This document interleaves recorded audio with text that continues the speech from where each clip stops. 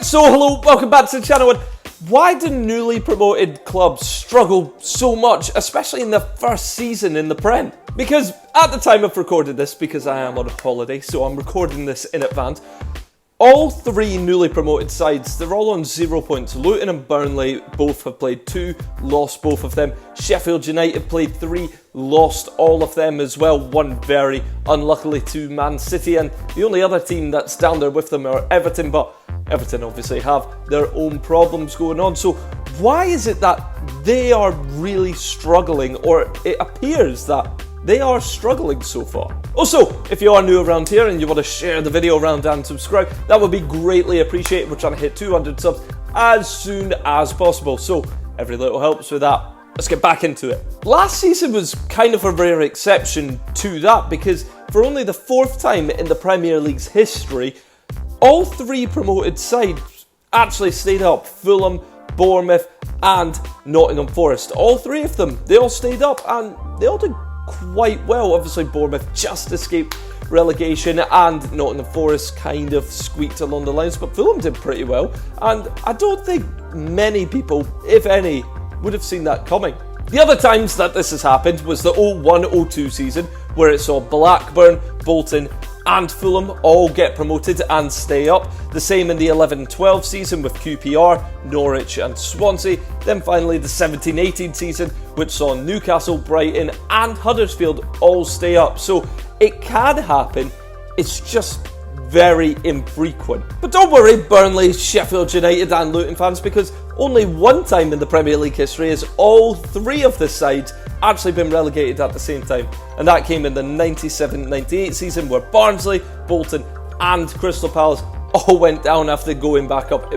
What a pointless campaign that would have been. But the thing is as well, it's early on in the season. I mean, by the time this comes out, one of the teams might have got their first point or even their first win, and maybe even a clean sheet on top of that. Who actually knows? Because it's only been 2-3 games, it's hard to judge, and they've faced tough teams. I mean, Luton have faced Chelsea and Brighton away, that's no easy feat. The likes of Burnley have faced Man City and Aston Villa, who are in red hot form. And then you even look at Sheffield United, who nearly got a point against Man City, but if it wasn't for Rodri striking late on, they would have at least had a point by now. But you can also get some teams who do insanely well when they get promoted from the Championship. The likes of Newcastle in the 93-94 season and Nottingham Forest the following season, the 94-95 season, they both got 3rd place at the time. And yes, it was a bit of a different league there, but that is still amazing. But the last team to actually get top 5 upon their promotion to the Premier League was Ipswich, all the way back in 2000 to 2001. And ever since then, it's been a bit of a struggle. A few teams have gotten 7th and whatnot, but no one's really cracked that Champions League upper echelon. And there's a fair few reasons for why I think that it's almost impossible to do now. There's been about 91 clubs, give or take a few, that have been promoted from the Championship to the Premier League over the last 30 or so years. And look at the amount of teams that get relegated within their first season. 40 of those clubs just get relegated. They just go straight back down from whence they came up. And 14 of them get relegated in the second season. So there is a definite second season syndrome towards that. Only 10 have actually survived 10 plus years from there. And it's insanely difficult to do so. It seems like it's a bit of a yo-yo for a lot of the clubs. The main issue is finance. And I know that's a very obvious answer. There's plenty of other ones that I'll get into, but the biggest reason is because of the finance. Because I just remember watching Luton versus Chelsea the other night, and it said Luton, their entire last 30 years, they've spent £30 million. That's all they've spent. That's not the net or anything.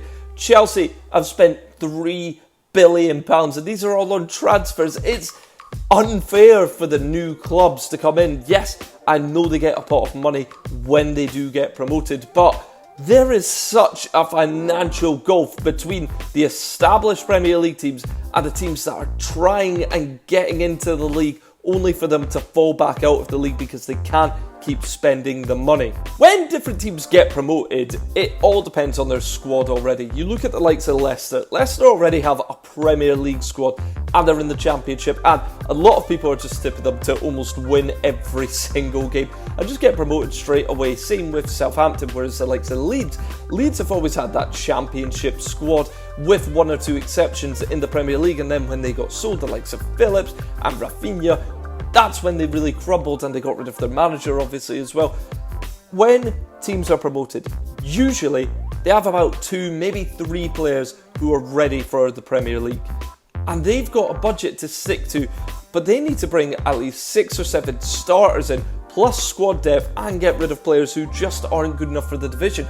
It's so tough. You also have to adapt to the Premier League and change your style, because a team like Burnley in the Championship, they had the ball for about 70-60% of the time. And you get a lot of teams like that, the Swanseas that get promoted and whatnot, but you're not going to have the ball all that much against the bigger teams, the Man Cities, Newcastle, Arsenal, Tottenham, Chelsea, Man United, Liverpool. You're lucky, and even Brighton to an extent as well, you're lucky if you're going to see more than 50% off the ball, and you need to adapt and change and learn how to really shore up that defence. I mean, you do get 100 million for getting promoted, roughly here and there, depending on first, second, or the playoff team. And if you do stay in the division, you're probably going to get about 75 million, again, depending on where you finish in the league. But the thing is, you need to use all of that 100 million. You really need to reinvest it into the squad and also into the coaching staff and facilities. You need to make sure that everything is in place for you to succeed. Sam Allardyce was definitely a survival specialist. I'm not going to count his latest spell at Leeds because they were doomed, and he just took it because he was going to get 500,000 plus a bit extra if they stayed up, but they were never going to stay up. But he gave 7 tips for what he thinks newly promoted teams need to do to survive in the Premier League.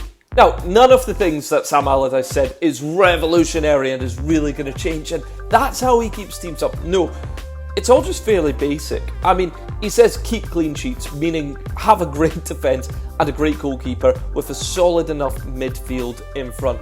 As well as that, he's saying do not lose the ball in your own half. It's okay to lose it out wide, but make sure that you keep it in your own half. Now, Allardyce also said that you need your first pass to be a forward pass. Apparently passing back, it's too negative for these teams, and you really need to press forward and pass forward and go as quick as you possibly can, winning the ball in transitions and making sure that you win every knockdown. The final 3 things, all kind of a given. Have quality in the final third. You're not going to get that many chances, the newly promoted teams especially, so you need to make sure that you make the most of them. Alongside that, play to your opponent's weaknesses.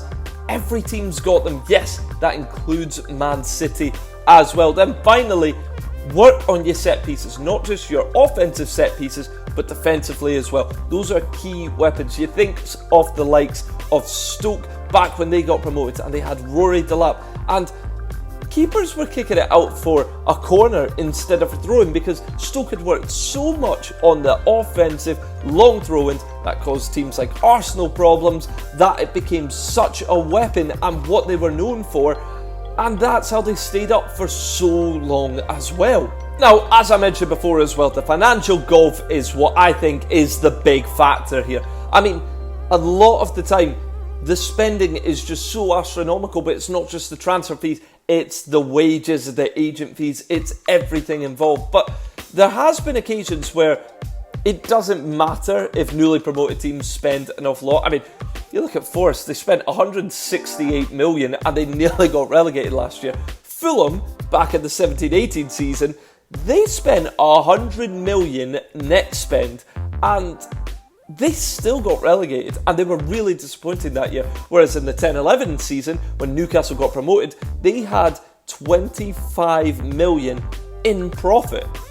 You know, and they stayed up pretty comfortably. So yes, newly promoted teams, they've got to spend big, but at the same time, it's not just about spending big, it's about spending the money wisely. Shore up that defence, and the goals, they'll come.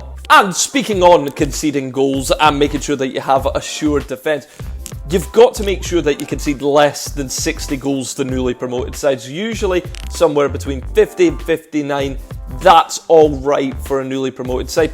Anything more than 60, you will probably get relegated, because newly promoted sides don't score more than 30 to 49 goals in a league season anyway. So if you're conceding more than 60, you're kind of in a lot of trouble. Anywhere below that, you should be okay, as long as you've got a good striker as well. Then finally, for newly promoted sides to survive in the Premier League, if they have a purple patch, and they will, every single team does, you either want it to be at the beginning of the season, or you want it to be in the run-in at Christmas time, because that's when a lot of the games are. Whereas, if you have a strong end to the season, you're likely to stay up. You've got the momentum, everything's with you, and it's a lot easier from then. And not just the financial side of things, they need to have a good home record. Every single time you look at these newly promoted teams, they do struggle away. I mean, the likes of going to Old Trafford, the Etihad, Stamford Bridge, they could be daunting tasks. I know people are going to laugh that I just said Stamford Bridge, but it is tough to go there as a newly promoted side. So you need to make sure that your home record, you're trying to get at least half of those as wins. That's 27 points if you get those 9 wins from there. Then a draw here or there, plus a few results away from home, and you're looking at 40 points there. You need to make sure that it is a fortress. Otherwise, it's a long season for the newly promoted sides. So usually when a newly promoted side gets, well, newly promoted, one of them definitely goes down. One of them is a 50-50 and one survives. That's usually how it works, and it all just depends on the season and the teams around them. Now, let me know what you guys think. Do you think Luton, Burnley and Sheffield United, all three of them will survive? Who will go down out of them, if any of them? Please let me know in the comments below. Thank you so much for watching. Give a like, share and subscribe as well. Really helps the channel. Thank you so much. Cheers.